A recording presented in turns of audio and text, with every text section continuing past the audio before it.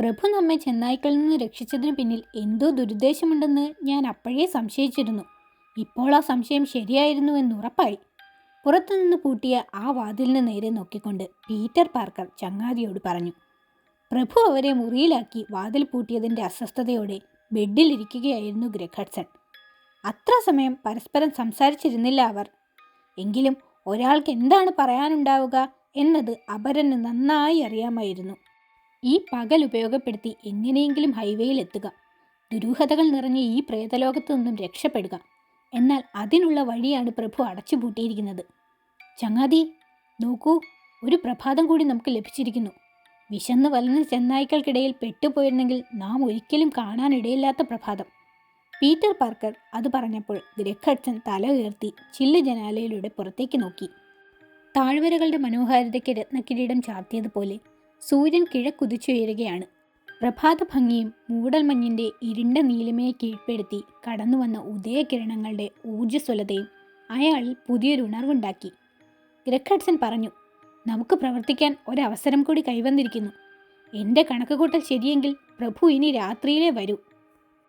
സൂര്യൻ ഉദിക്കും മുമ്പ് എവിടെയോ എത്തിച്ചേരാൻ അദ്ദേഹം തിരക്ക് കൂട്ടിയത് എൻ്റെ ശ്രദ്ധയിൽപ്പെട്ടിരുന്നു. അതെ അതെ, പകൽ മുഴുവൻ പ്രഭു ഏതോ രഹസ്യസ്ഥാനത്ത് ഒളിച്ചിരിക്കുന്നുണ്ടാവും അല്ലേ? എങ്കിൽ പീറ്റർ പാർക്കറുടെ നെറ്റിയിൽ ചുളിവുകൾ വീണു.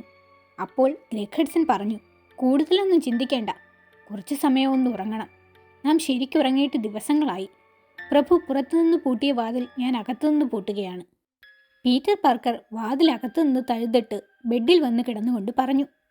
നാം അറിയാതെ ഇനി ആരും ഇതിൽ കടക്കരുത്. അയാൾ കണ്ണടച്ച് മയങ്ങാൻ തുടങ്ങി.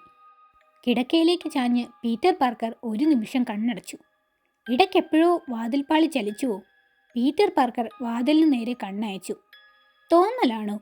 നൂറ്റാണ്ടുകൾ പഴക്കമുള്ള കോട്ടയാണ്. ഇതിൻ്റെ അകത്തളങ്ങളിൽ എന്തെല്ലാം രഹസ്യങ്ങളുണ്ടാവും! പോരാട്ടങ്ങൾ, ആഘോഷങ്ങൾ, ഭീകര സംഭവങ്ങൾ, ദുർമരണങ്ങൾ. ചിന്തകൾക്കിടയിൽ വീണ്ടും അയാൾ വാതിലിന് നേർക്ക് കണ്ണയച്ചു. ചേർത്തടച്ച വാതിൽപ്പാളിയിലൂടെ നീരാവി പോലെ എന്തോ കടന്നു വരുന്നു. അതോ പുകയോ? മൂടൽമഞ്ഞോ? അതെ, മൂടൽമഞ്ഞ് തന്നെ. ആ മൂടൽമഞ്ഞ് മെല്ലെ മെല്ലെ ഒരാൾ രൂപമാവുകയാണ്.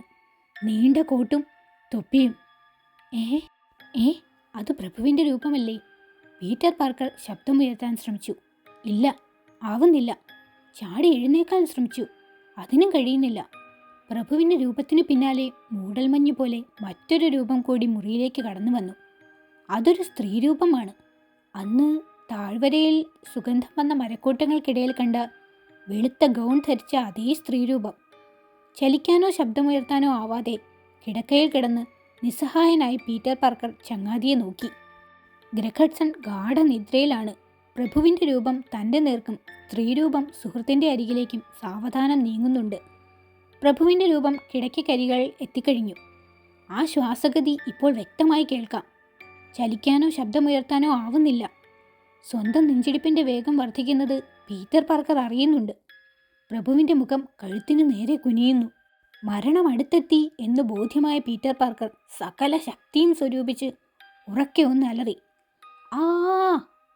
ആ ശബ്ദം മുറിക്കുള്ളിൽ അനേകം പ്രതിധ്വനികൾ ഉയർത്തി.